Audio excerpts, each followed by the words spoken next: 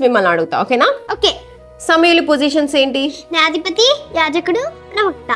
సమయలు ఎవరెవరిని రాజుగా అభిషేకించాడు? దావీదు, సౌలు. ఓకే. సౌలు కొడుకు దావీదు ఫ్రెండ్ ఎవరు? యోనాతాన్. యోనాతాను కొడుకు పేరేంటి? మెఫీబోషెత్.